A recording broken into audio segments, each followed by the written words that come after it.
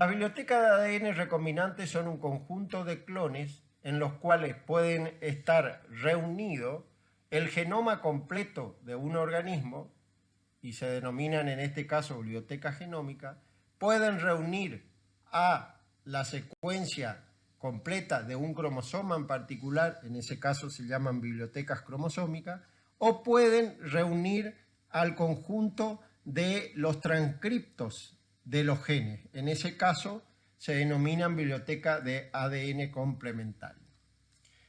¿Qué son las bibliotecas genómicas? Son una colección de clones que contienen al menos una copia de cada secuencia de ADN del genoma completo de un organismo. Las bibliotecas genómicas pueden ser usadas para aislar y estudiar un clon en particular relacionado con un gen de interés. Para ello, dichas bibliotecas se utilizan, por ejemplo, para determinar la secuencia del genoma completo de un organismo, secuenciar genes para obtención de organismos transgénicos, estudiar la frecuencia regulatoria de dichos genes o estudiar las mutaciones en los genes.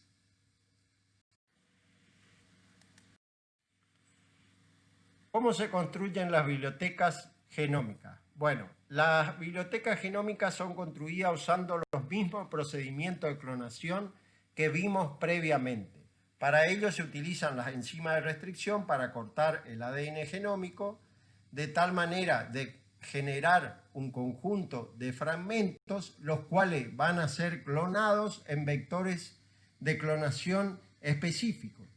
Existen tres procedimientos generales para producir las bibliotecas genómicas. Uno es aquel donde el ADN genómico se digiere completamente con una enzima de restricción y los fragmentos de ADN resultantes son clonados en vectores de clonación.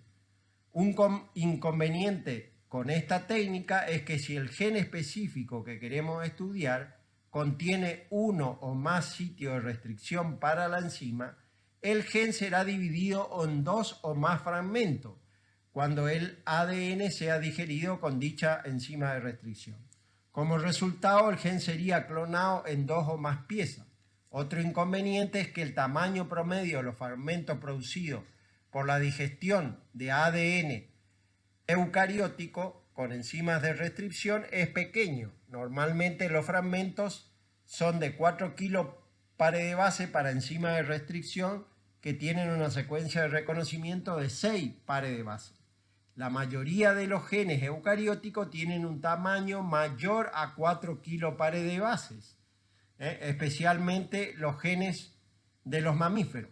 Por otro lado, una biblioteca genómica entera debería contener un gran número de moléculas de ADN recombinante y la selección o la búsqueda de un clon en particular vinculado con un gen específico sería muy laboriosa. Para resolver este problema de la división de los genes en fragmentos pequeños y el gran número de moléculas de ADN recombinante, se puede utilizar, digamos, el fraccionamiento mecánico, que sería el segundo método para obtener la biblioteca genómica. Este fraccionamiento mecánico genera ADN de mayor peso molecular, fragmentos entre 100 a 150 kilopares de base. Por ejemplo, el ADN puede ser pasado a través de una aguja de una jeringa para producir una población de fragmentos de ADN que van a ser superpuestos y de gran tamaño. Sin embargo, como este fraccionamiento físico o mecánico no genera extremos cortados con enzima de restricción, va a ser necesaria una manipulación enzimática adicional posterior para agregar los extremos apropiados de tal manera que luego esos fragmentos puedan ser insertados en los vectores de clonación. El tercer método, y el que se usa regularmente para obtener las bibliotecas de ADN genómico, es aquel en el cual se realiza una digestión parcial del ADN genómico con enzima de restricción, como hemos representado en esta figura. Por ejemplo, se utiliza una enzima que reconoce 4 pares de bases, es decir, es una enzima que va a cortar frecuentemente. Por lo tanto, si nosotros hacemos actuar a dicha enzima en las condiciones apropiadas, todos los sitios de restricción presentes en el genoma del individuo van a ser cortados por la enzima de restricción. La digestión parcial lo que hace es evitar que la enzima pueda cortar en todos los sitios de restricción donde identifique su secuencia de reconocimiento, de tal manera que los fragmentos que se generen sean fragmentos de mayor tamaño. Esto se logra limitando la cantidad de enzima o el tiempo de incubación de la misma. El resultado ideal de una digestión parcial va a ser una población de fragmentos superpuestos que van a representar el genoma completo. La centrifugación en gradiente de sacarosa o electroforesis en gel de agarosa son utilizados luego para colectar o obtener los fragmentos del tamaño deseado para la clonación. Estos fragmentos van a poder ser clonados directamente en los vectores de clonación, ya que los extremos de dichos fragmentos fueron producidos por la digestión con enzima de restricción. En esta figura vemos que se utiliza la enzima de restricción SAU3A, que es una enzima que reconoce esta secuencia o sitio de corte GATC, es decir, de 4 pares de base. Con la flecha en rojo vemos representados todos los sitios de corte. Sin embargo, si nosotros limitamos la concentración de enzima a la cual exponemos el ADN genómico o el tiempo de incubación, no todos estos sitios van a ser identificados y cortados, con lo cual se van a obtener fragmentos del tamaño apropiado para luego ser insertados dentro de un vector de clonación. Acá tenemos un vector plasmídico representado en color azul, el cual va a ser cortado con la misma enzima de restricción, o también se pueden utilizar dos enzimas diferentes para que los extremos no sean complementarios y se produzca la recirculación del vector de clonación. En este caso se utiliza la enzima SAU3A, la misma con la cual fue cortado el ADN genómico, y BAMH1. De esta forma se van a poder insertar, digamos, los fragmentos a ser clonados. ¿Qué son las bibliotecas de ADN complementario o ADN copia? Son aquellas que reúnen un conjunto de clones en los cuales están representados los genes que se expresaron, es decir, los ARN mensajeros de dichos genes. El ADN complementario puede ser obtenido a partir de moléculas de ARN mensajero presentes en una población de células en un momento en particular. Estas moléculas de ARN mensajero pueden ser clonadas en vectores de clonación para producir una biblioteca de ADN copia o ADN complementario.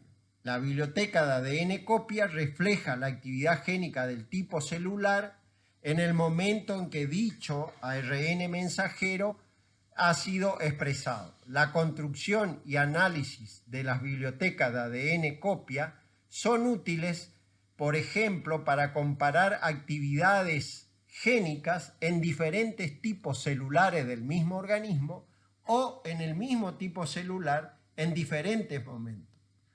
Los clones en la biblioteca de ADN copia van a representar a los ARN mensajeros maduros encontrados en la célula.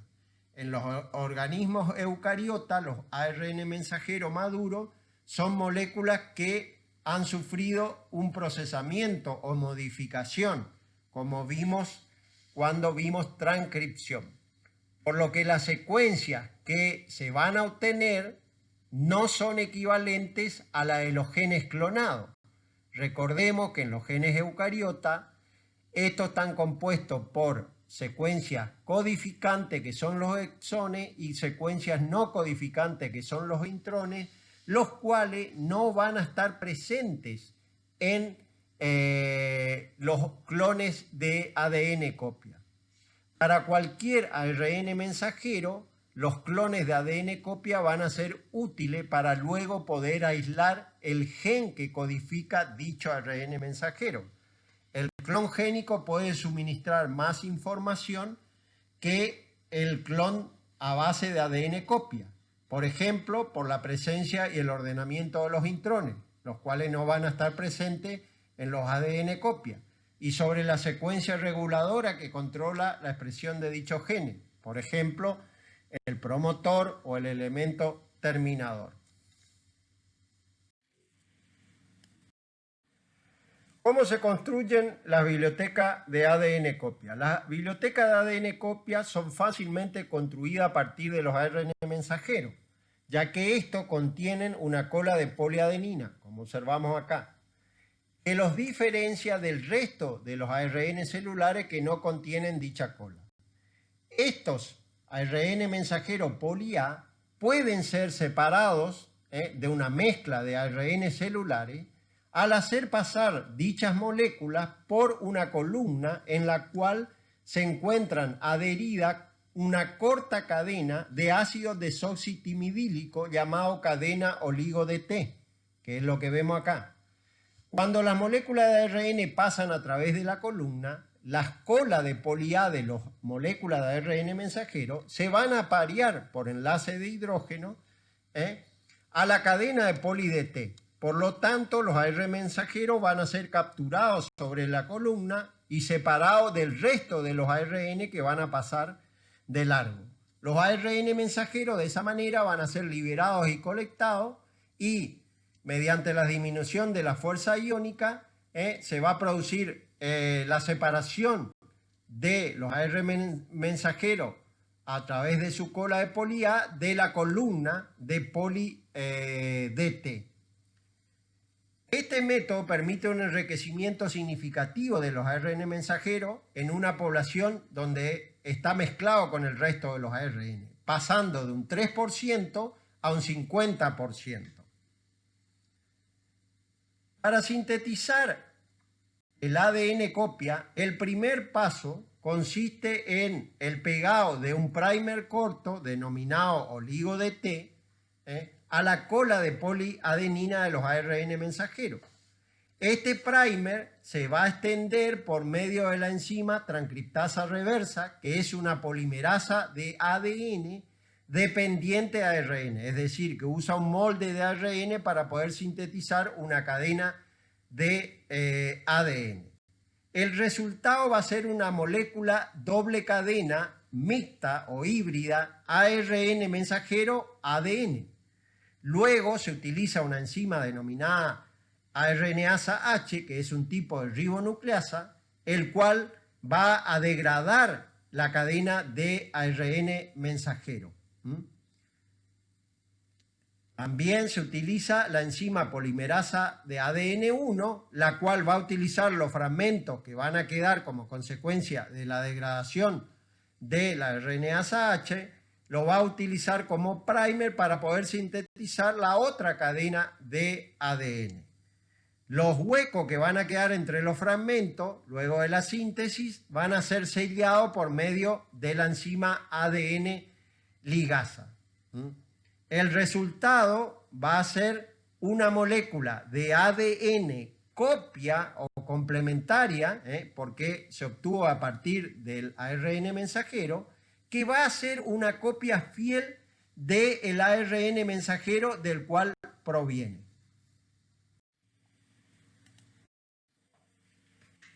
¿Cómo se produce la clonación de las moléculas de ADN copia en los vectores de clonación? Para clonar dichas moléculas se usan lo que se denominan ligadores o linkers, como vemos acá en esta secuencia de pares de bases.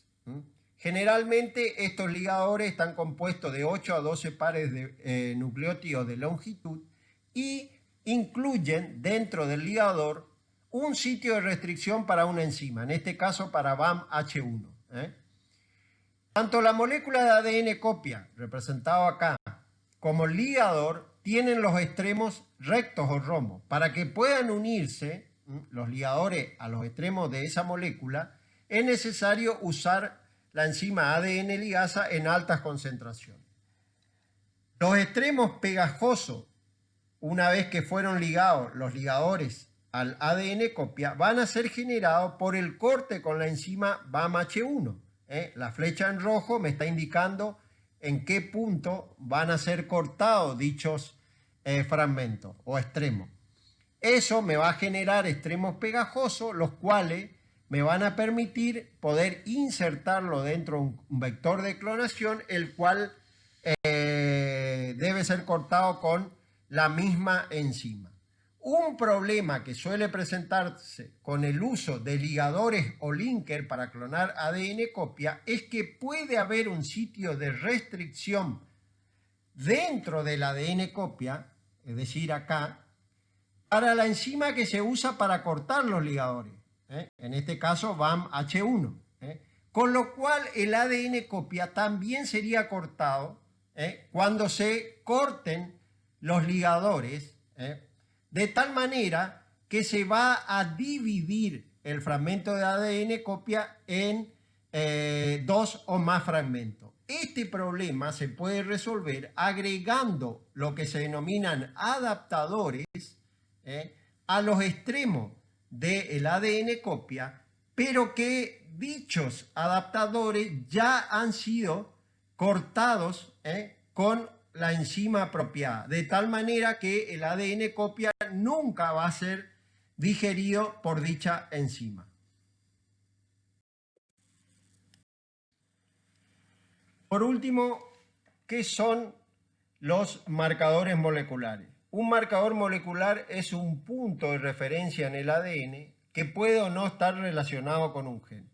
Los marcadores moleculares detectan las variaciones, conocidas como polimorfismo, en la secuencia del ADN entre dos o más individuos.